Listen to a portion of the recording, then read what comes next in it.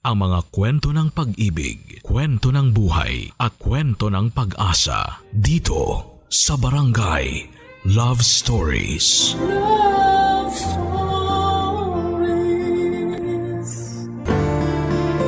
Malaki ang ginagampanang role ng nanay sa buhay ng kanyang anak.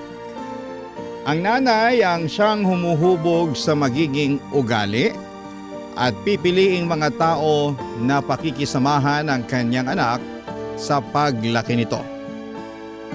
Ikaw, kabarangay, bilang isang anak, gaano kahalaga na maayos ang pakikitungo sa iyo ng iyong ina?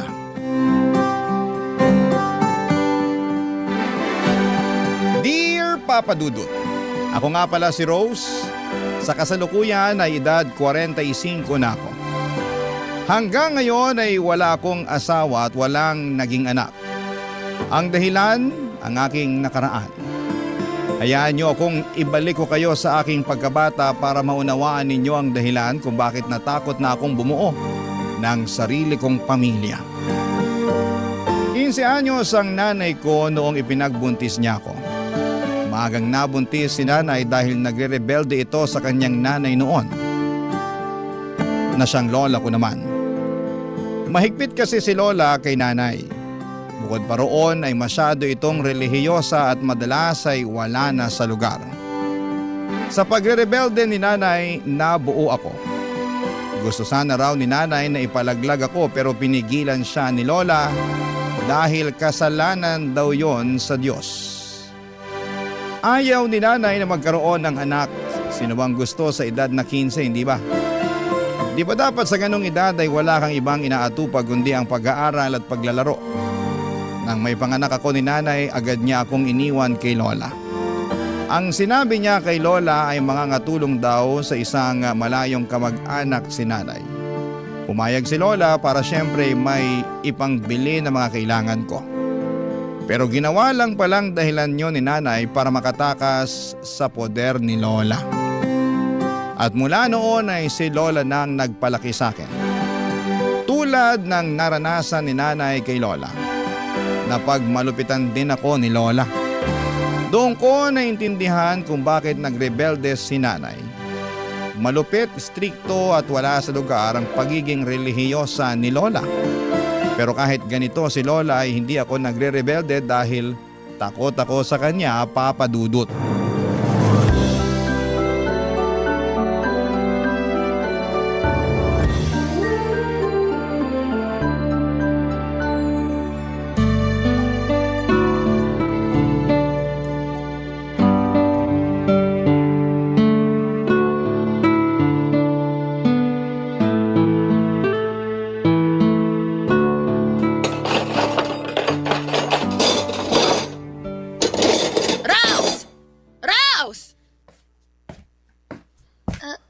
Lola?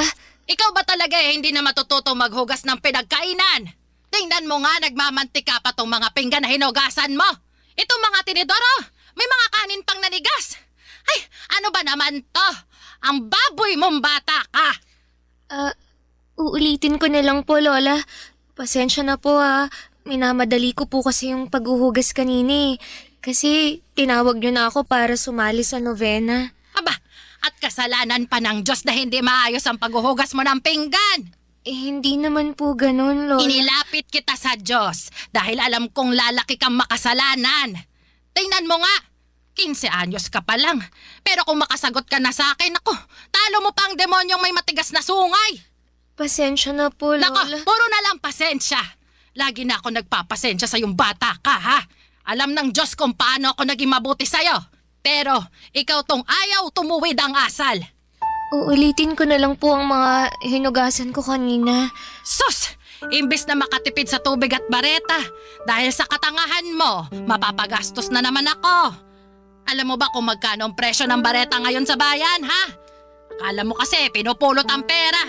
Sorry po, Lola. Mabuti sana kung nagpapadala pa ng pera ang magaling mong nanay. Pero hindi! Matapos kang iluwal, ako nang gumagastos para sa lahat. Siya tong nagpapakasarap pero ako tong nagpapakahirap. Ibawas niyo na lang po sa baon ko yung ipangbibili niyo ng bareta. Abay talaga! Sineswerte na buo pa rin ang ibibigay kong baon mo matapos tong katangahan mo. Wala akong pakialam kung maglakad ka araw-araw sa eskwela.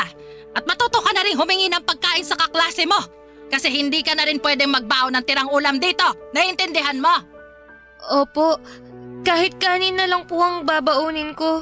Didiskarte na lang po ako ng Kahit ulam. kanin! Hindi ka pwede magbaon para matuto kang bata ka. Opo, Lola. Opo. At mamaya, pagkatapos mong maghugas, kunin mo ang bilao ng munggot dalhin mo sa altar. Lola, huwag niyo pong sabihin... Luluhod ka ulit sa munggo ng 4 na oras. Dumipa ka at humingi ng kapatawaran sa Panginoon sa ginawa mo mga mali. Lola, hindi pa kasi magaling ang sugat ko sa tuhod nung pinaluhod niyo ako nung Ay wala akong pakialam. Nagkamali ka. Lumuhod ka ulit sa munggo. Kahit pumasok pa ang mga butil ng munggo sa tuhod mo, hindi ka pa rin tatayo hanggat hindi natatapos ang 4 na oras. Naiintindihan mo? Lola... Parang lumalabang ka pa, no? O sige, dagdagan mo ng 1 oras ang pagluhod mo sa munggo. Dagdagan mo rin ang asin ng munggo para lalong mas magsugat-sugat yung tuhod mo. Habang nakaluhod sa munggo noon, ay hindi ko maiwasang sambitin sa Diyos ang galit ko.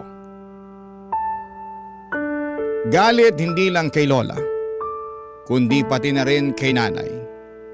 Hindi ko naman sana mararanasan ang paghihirap ni Lola na ibinibigay sa akin kung hindi ako iniwanan ni Nanay sa kanya. Pati nga sa Diyos ay nagalit na rin po ako. Bakit niya hinayaan na mapunta ako sa ganong sitwasyon? Napakabata ko pa para maranasan ang ganong klase ng hirap. Akala ko ba mahal niya ako? Mahal niya ang lahat ng nilalang niya sa mundo. Pero anong nangyari sa akin? Sa paglipas pa ng mga araw ay nagpatuloy ang pagiging malupit ni Lola sa akin. Napadalas na rin po ang pananakit niya. Kapag mainit ang ulo niya ay binubugbog niya ako kahit na wala akong ginagawa basta ako ang una niyang makita. Ako kaagad ang pagdidiskitahan niya. Lamog na noon ang katawan ko pero wala akong ibang magawa kundi ang tanggapin lahat ng mga yon. Nang minsang hindi ko na makayanan pa ang ginagawa ni Lola sa akin ay hinalughog ko ang kwarto niya para hanapin kung meron siyang nilistahan ng address ni Nanay. Hindi naman ako nabigo, Papa Dudut. Nakita ko ang address book niya kung saan ay nakalista roon ang address ni Nanay.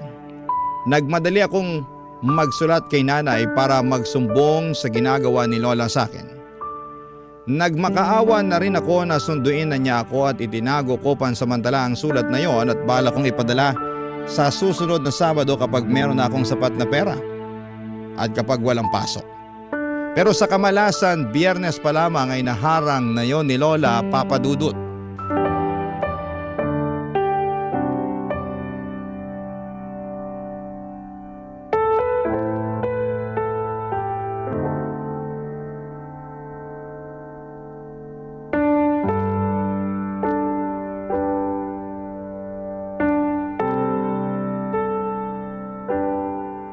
Ano tong sulat na nakita ko sa kwarto mo, ha? Lola, Teka, babasahin ko, ha? Dear Nanay, sunduin niyo na po ako. Ayoko na kay Lola dahil lagi niya akong sinasaktan. Sinasaktan? Hindi niya rin ako pinapakain pag galit siya. Ano to, Rose, ha? Ano to? Matapos kitang kupkupin at buhayin, ganitong igaganti mo sa akin, ha? sorry po, Lola. At ikaw pa talaga tong may ganang magsumbong na akala mo kinakawawa ka. Ay, ikaw din naman ang may kasalanan kung bakit kita sinasaktan. Kung hindi ka tanga at ginagamit mo sana yung kokote mo, edi hindi ka makakatikim ng pananakit sa akin. Hindi ko na po kasi kaya, Lola. At ako ba, ha? Natanong mo ba kahit minsan kung kaya ko pang buhayin ka? 65 years old na ako, pero nagtatrabaho pa rin ako para mabuhay ka. Para makapag-aral ka. Pati ang libangan kong sugal, nagawa mo pang isumbong sa nanay mo. Kasi po... Kasi ano? Ha? Kasi pakialamera ka. Saan ba napupunta ang pera na napapanalunan ko sa sugal? Pinambili naman natin ang pagkain yon, di ba? sa eskwela. Opo. Tapos ngayong nahuli kita, tsaka ka parang sinapi ang tuta, ha? Ha? Akala mo hindi makalaban? Akala mo kawawa? Pasalamat na lang ako at pumasok ako sa kwarto mo. Kung hindi pa ako kinutuban na may ginagawa kang mali, hindi ko pa malalaman na gusto mo iparating sa magaling mong nanay ang pagdidisiplina ko sa'yo. Hindi na po mauulit. Nadala lang po ako ng galit. Galit? Aba, ikaw pa tong may ganang magalit sa akin. Wala kang karapatang magalit, Rose. Tatandaan mo na utang na loob ang buhay mo sa akin. Kung hindi dahil sa akin, pinalaglag ka na niya noon. Tapos magsusumbong ka sa kanya. Wala nga siyang pakialam sa'yo. Mahal ako ni nanay. Mahal? Kung mahal ka niya, hindi ka niya tatakasan, tonta. Kung mahal ka ng nanay mo, di sana nandito siya. Asan ba siya? Andon, sa malayo. Nagpapakasarap sa buhay niya habang ako tong nagpapakahirap na alagaan ka. Kapag nalaman niyang hinahanap ko siya, babalikan niya ako rito. Kukunin niya ako. Pag nalaman niyang sinasaktan niyo ako, babawiin na niya ako. Matatauhan na siya. Bobo ka talagang bata ka, no? Ilusyonada. Hindi ko alam kung saan mo nakuha yung ilusyon mong gusto ka pa rin kunin ng nanay mo. Sinasabi niyo lang yan. Hindi totoo yan. Mahal ako ni nanay. Walang nanay ang hindi magmamahal sa anak. Sinungaling kayo. Ano naman ang mapapala ko sa pagsisinungaling ko? Alam mo, mabuti pa. O sige, lalakipan ko pa ito ng sulat ko para kampihan ka. Ako na ang magsasabi sa magaling mong nanay na sinasaktan nga kita. Ayos ba yon? Ha? Para kunin ka na niya. Total, masyado kang pabigat sa akin eh. Dahil sa'yo nagkakasala ako. Kaya mabuti pa, magsama na kayo ng nanay mo. Wala kang utang na loob. Ha? Parehas kayo ng nanay mo, mga kampo ng Diablo. Sinasabunutan, tinatadyakan, sinasampal at pinadugo pa ang ilong ko ni Lola. Paulit-ulit hanggang sa mamanhid ang katawan ko at tuluyan akong nahimatay sa sahig. Akala ko ay mag-aalala si Lola noon pero hinayaan niya lamang ako sa sahig hanggang sa magkamalay ako. At nang magising na ako ay inutusan niya akong magluto na at maglinis ng bahay. Para bang walang nangyari. Sinabi rin niya na pinadala na niya ang sulat namin kay nanay. Ipinakita na rin niya sa akin ang perang hawak niya na pamasahe ko na raw kapag dumating si nanay para kunin ako. Sa totoo lang ay inaabangan ko na ang araw na yon. Wala nang kaso kung nabugbog ako ni Lola noon. Parang nawala na nga ang sakit dahil naisip ko na yun naman na ang huling beses na sasaktan ako ni Lola. Makalipas ang 2 linggo ay dumating na si nanay at kabado ako noon pero masaya. Yun ang unang beses na nakita ko siya. Nakasimangot siya noon at hindi pa nga niya ako pinansin dahil una niyang hinarap ang lola ko. Nakita ko kung paano silang mag-away dahil sa akin. Ilang beses na pinipilit ni Lola na kunin ako. Ang daming dahilan naman ni nanay para hindi niya ako kunin. Nasasaktan po ako habang pinakikinggan kung paano nila ako pinagpapasapasahan. Walang may gustong kumuha sa akin, nakakadurog ng puso. At nang matapos ang kanilang usapan ay sabay silang pumunta sa akin para sabihin kung ano ang naging desisyon nilang dalawa. Barangay Love Stories. Barangay Love Stories. Sa dulo, Papa Dudut, ay napagdesisyonan nilang dalawa na kunin ako ni nanay. Nakahinga ako ng maluwag kahit pansin ko noon na ang sama ng loob ni nanay. Mukhang napilitan lang siya. Nagtalo pa nga sila hanggang sa huli. Umaasa si nanay na malalabanan pa niya si Lola. Pero sabi ni Lola ay sapat na ang panahon na ibinigay niya para alagaan ako. Walang nagawa si nanay at napangiti na lamang ako.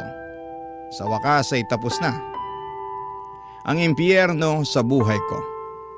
Inutusan ako ni nanay na iligpit na ang mga dadalhin kong damit. Magkasama sina nanay at lola sa sala. Sinusubukan nilang magkaayos na dalawa bago kami umalis. Panay ang sipol ko habang inilalagay sa sako ang mga damit ko. Wala na akong pakialam kung sa sako ko pa ilagay ang damit ko. Basta makaalis lamang ako sa poder ni lola. Kahit bitbitin ko pa yon gamit lang ang maliit na braso ko ay titiisin ko. Pinaiwan ni lola ang mga damit na sa tingin niya ay pwede pa niyang ibenta. Ang mga natira lang sa akin noon ay yung mga butas-butas at kupas na. Wala pa rin akong pakialam noon. Kahit wala na akong maisuot na maayos, Papa Dudut, makalabas lang ako ng pintuan ng bahay ni lola ay ayos na talaga. Nang matapos ang pag-iimpake ko ay nilapitan ko na sina nanay at lola, Papa Dudut.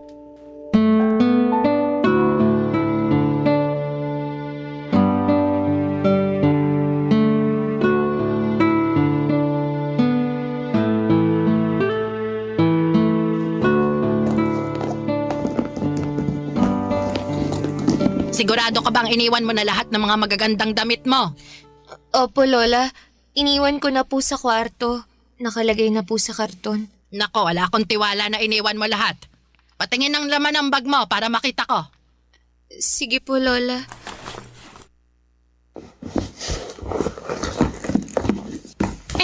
Sinungaling ka naman palang talaga. Hanggang sa huli ilalamangan mo pa akong bata ka, ha? Bakit andito pa ang maong na pantalon na to? Bakit hindi mo isinali sa iiwan mo, ha?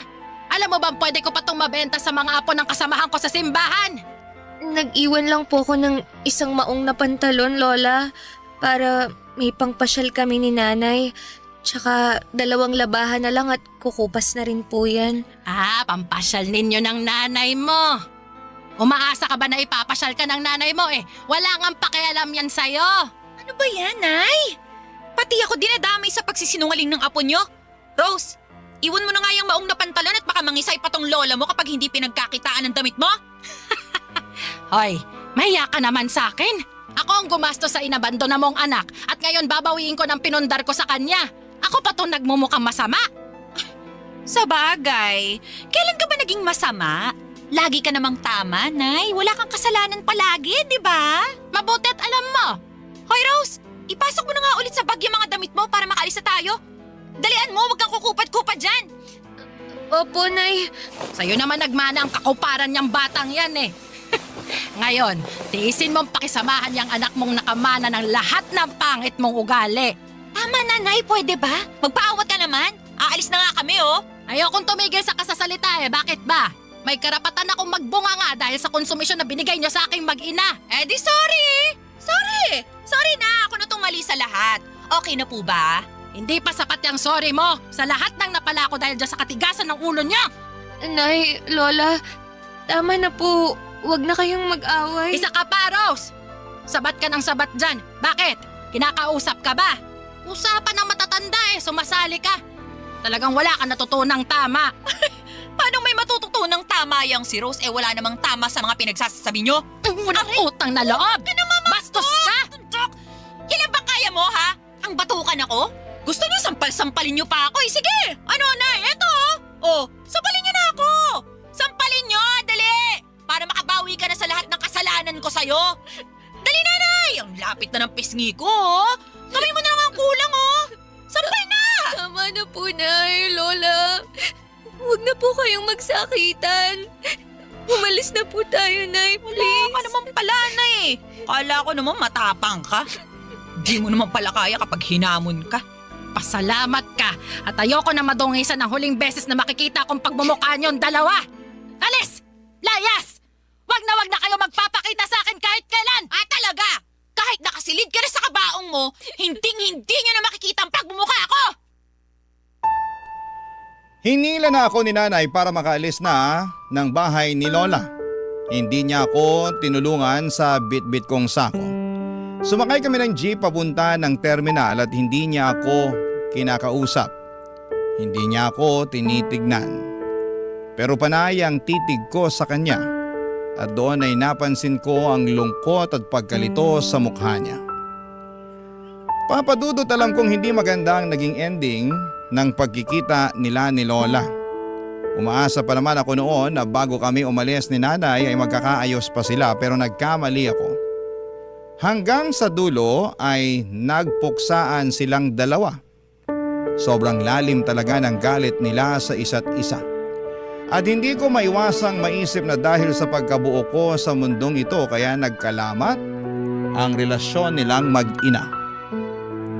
Nang makasakay na kami ng bus papunta sa bahay ni Nanay ay doon pa lamang niya ako kinausap. Nilatagan niya ako ng mga dapat kong sundin sa bahay niya. Doon din niya inamin sa akin na meron na siyang asawa. Tony ang pangalan at halos 5 taon lang ang bata nito kay Lola. Wala silang anak na dalawa pero meron silang aso na parang tinuturing na nilang anak. At bilin ni Nanay sa akin ay hindi pwedeng malaman ni Tito Tony na anak niya ako sa pagkadalaga. Kailangan daw naming magsinungaling at sabihing pamangkin niya ako at mangangatulong ako sa kanila. Wala akong nagawa noon kundi ang pumayag dahil kung ayaw ko raw ay iiwan na lamang niya ako sa bus at bahala na raw ako sa buhay ko.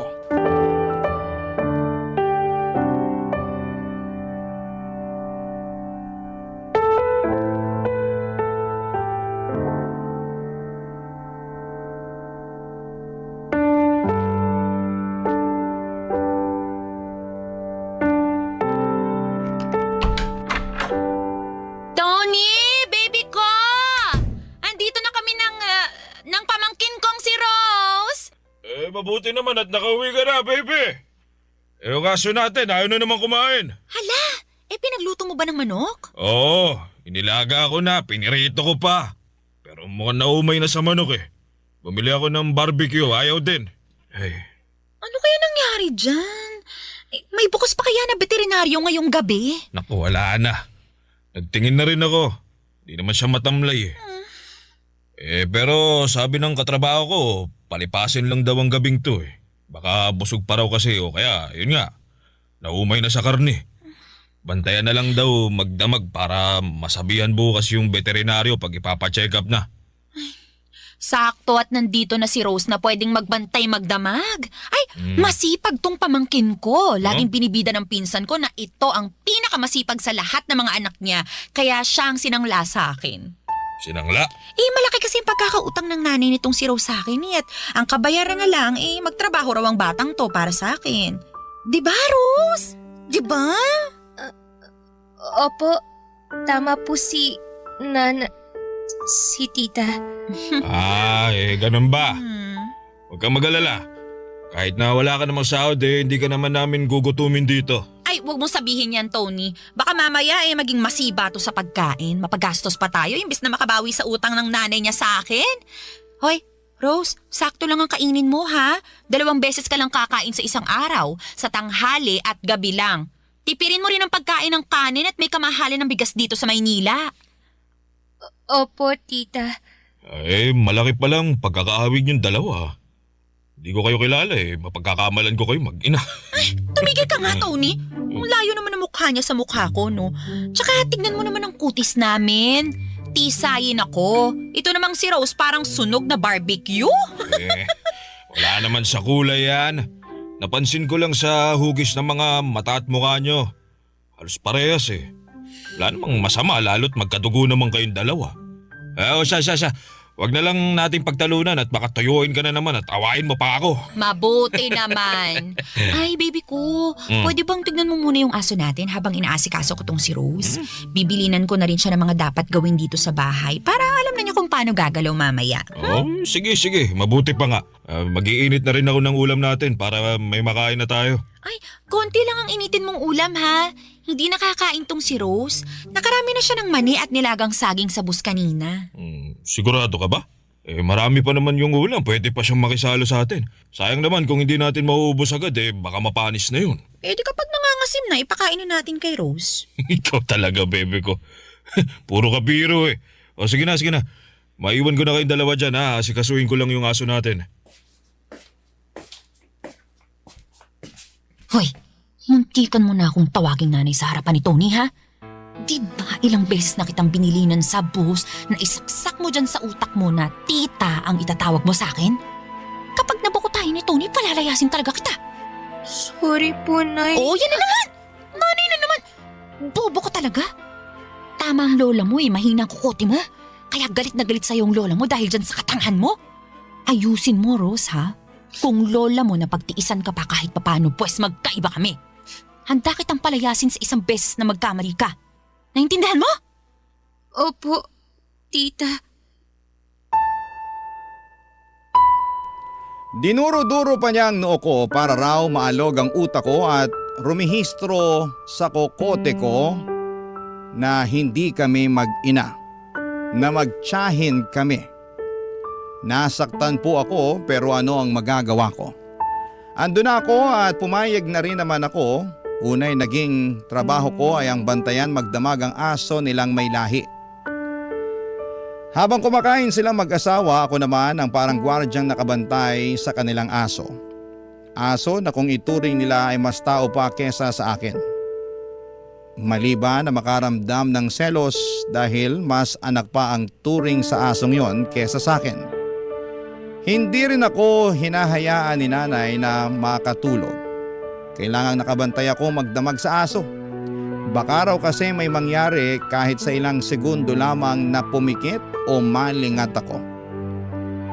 Nakakainggit kung paanong pakitaan ng pagmamahal ni nanay ang aso niya. Pero ako, kailan ba?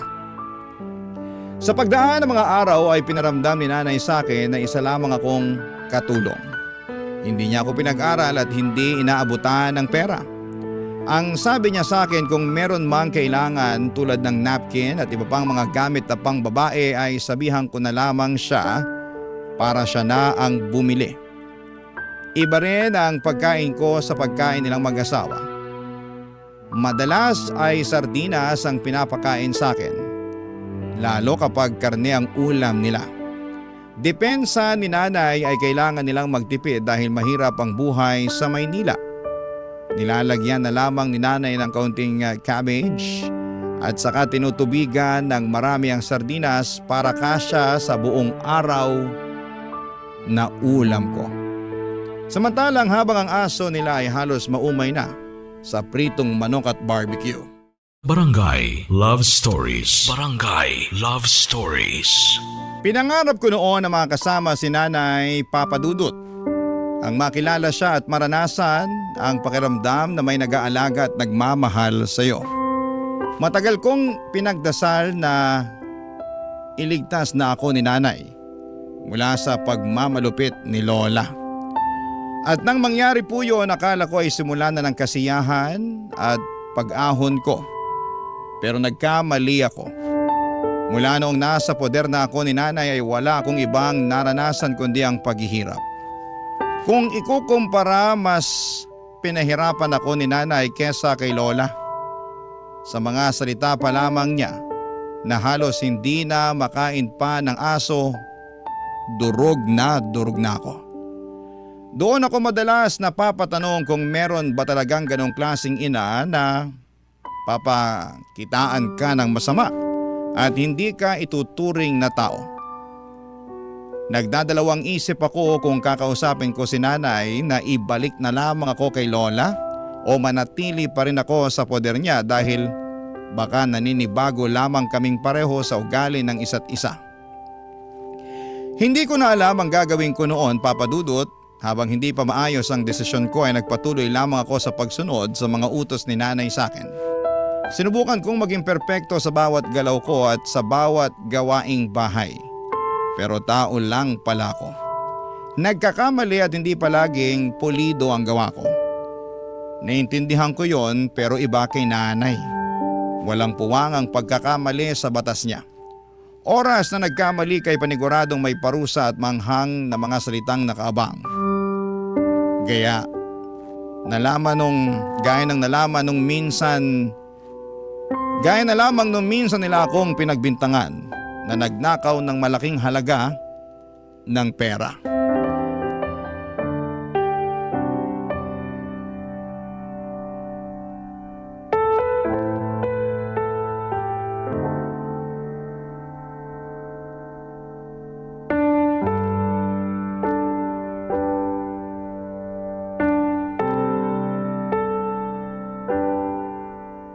nga ulit yung inutos sa akin ni nanay? Maglampaso, tsaka ano nga ulit yun? Siguradong siya nga ang kumuha ng sahod ko. Liga, kausapin natin. Rose! Rose! Ano po yun, Tito? Ilabas mo na ang pera ko! Nasasaktan po ako, Tito! Masasaktan ka talaga kapag hindi mo pa nilabas ang pera ko! Ano pong perang sinasabi niyo? Ka na magmaang-maangan dyan! Alam namin na kinuha mo ang sahod ko sa kwarto namin! Hoy, Rose! Ilabas mo na! Baka mas lalo ka pa masaktan eh! Dalian mo na! Tita, wala po akong alam tungkol dyan, promise. Wala po talaga. Hindi naman po ako pumapasok sa kwarto niyo eh. Di ba nga bawal akong pumunta ron? Mali ba namin kung pumapasok ka ron kapag wala kami? Ilabas mo na ang pera ko, Rose! Huwag mo na akong gagalitin! Kailangan ko yung pambayad ng renta natin!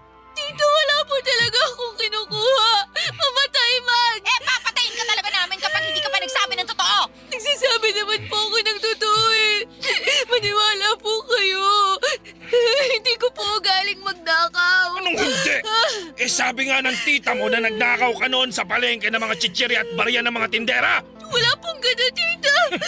Hindi ka lang pala magnanakaw. Sinungaling ka pa, ha? Hindi ka talaga aamin, ha? Talagang ginagalit mo kami? Teka lang, ha? Tuturuan ka namin ng leksyon. Tony! Hilahin mo nga yun sa kusina! Dali! Isang ulo, ha? Aray! Tama na po! Nasasaktan po ako! Wala po talaga akong kinukuha ang pera niya! Nung bata ako, dinuturugan at pinapahiran ako ng nanay ko ng siling labuyo sa mata kapag nagsisinungaling ako. At mula noon, natuto na ako magsabi ng totoo. Natakot na akong magsinungaling. Kaya subukan natin sa'yo ngayon, Rose. Subukan natin! Huwag po, tita! Parang awa niyo na! Wala po talaga akong kinuha ang pera! Tita, maniwala po kayo! Tito, hindi ko po yun gagawin! Nalakot lang naman yung siling yan, di ba? Huwag mo naman tototohaning ipapahid yan sa mata ni Rose. Bakit hindi tutuhanin? Paano matututo kung hahayaan nating makatakas yan sa kasalanan niya? Pero baka naman, kung mapanong mata niya kung papahiran ng sili. Bakit ba parang nanlalambot ka na dyan? Ninakawan ka na nga ng demonyitang batang yan eh. Kailangan niyang paparusahan. Dilit mo yung mata mo! Dali! Huwag po, tita! Please! Wala po akong ninanakaw! Tumahimik ka! Nakakarinti ka! Etong sa'yo! Ayan! Busin ko kung hawak kong siling labuyo sa mata mo! Ayan! Ano? Magdanakaw ka pa? Ha? Sagot! Magdanakaw ka pa? Buisit kang bata ka! Yan!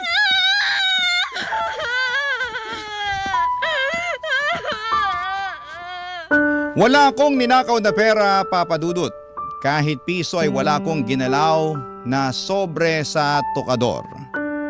Alam ng Diyos yon, pero bakit hinahayaan niyang pahirapan ako ng nanay ko at pahiran ako ng siling labuyo sa mata?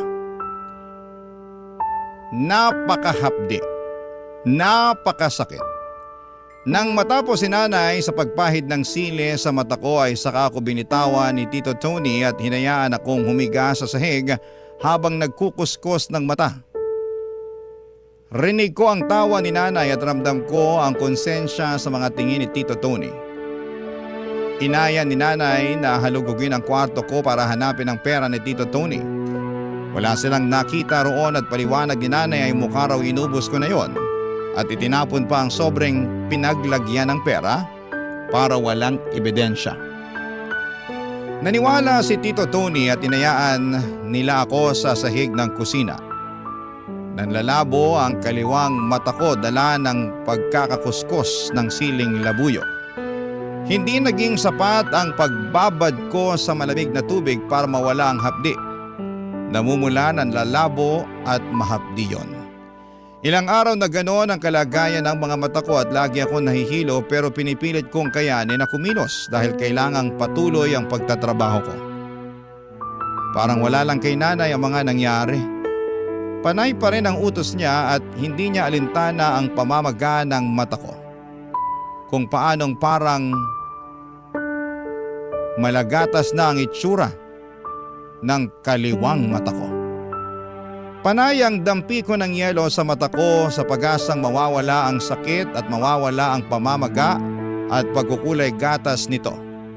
Isang araw habang nasa kusina ako, nagpapahid ng yelo sa mata ay nilapitan ako ni Nanay Papa Dudut.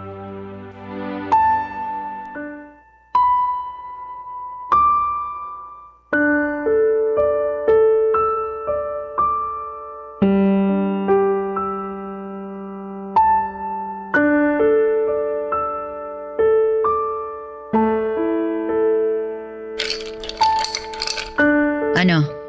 Hindi pa rin ba natatanggal yung pamamaga ng mata mo? Hindi pa po. O bukas, pupunta ako sa bayan. Bibilhan kita ng pangpatak sa mata mo. Yung para sa sore eyes.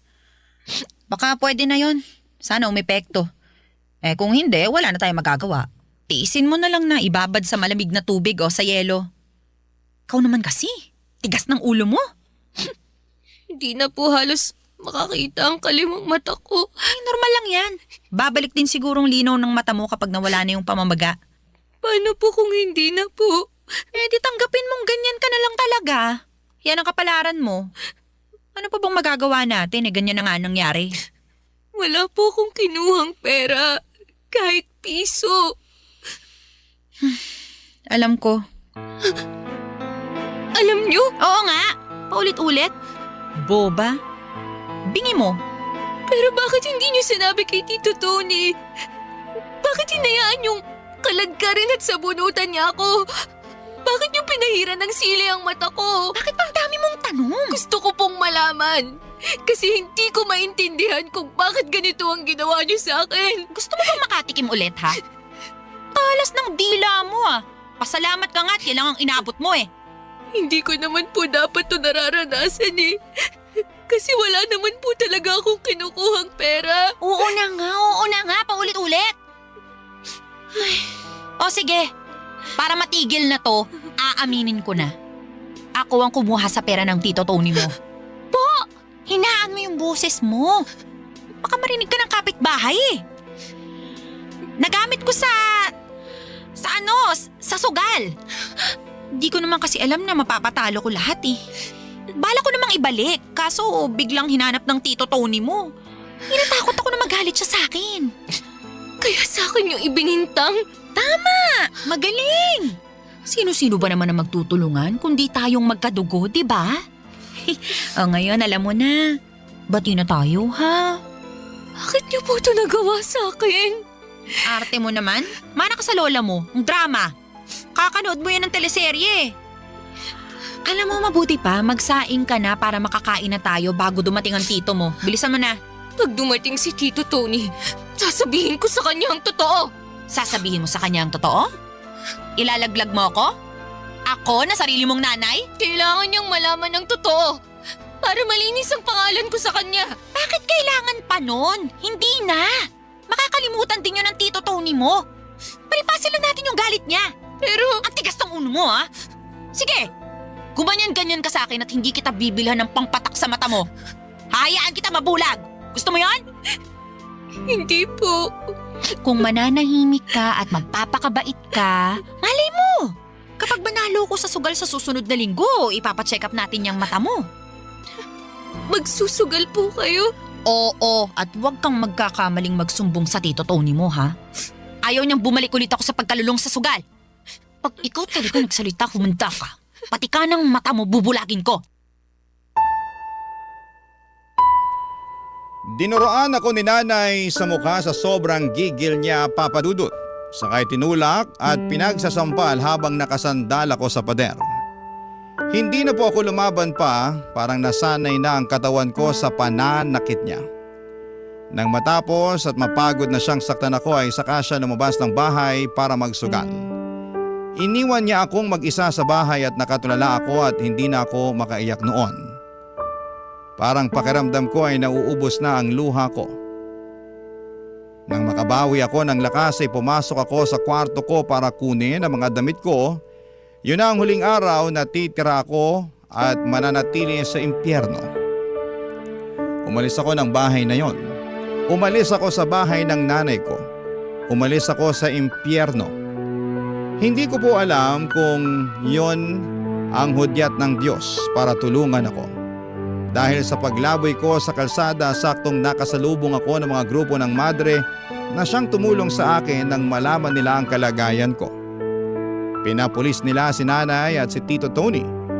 Ilang beses nagmakaawa si nanay sa akin pero wala na akong natira kahit katiting na awa sa kanya.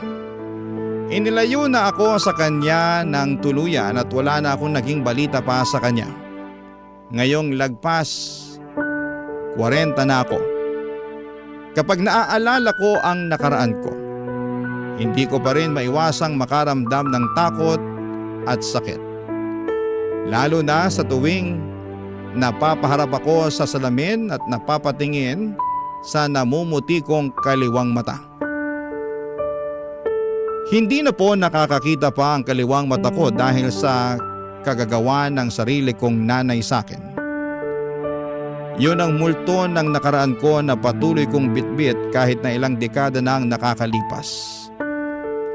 Yun din ang dahilan kung bakit mas pinili kong huwag mag-asawa at magkaroon ng anak sa takot na magaya ako sa lola ko at nanay ko.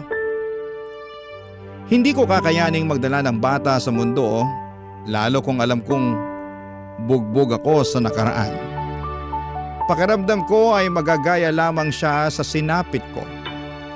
Kaya kung tatanungin ninyo ako kung bakit pinili kong mag-isa, yun ay dahil sa mga maling tao na nakasama ko noong 15 anyos pa lamang ako.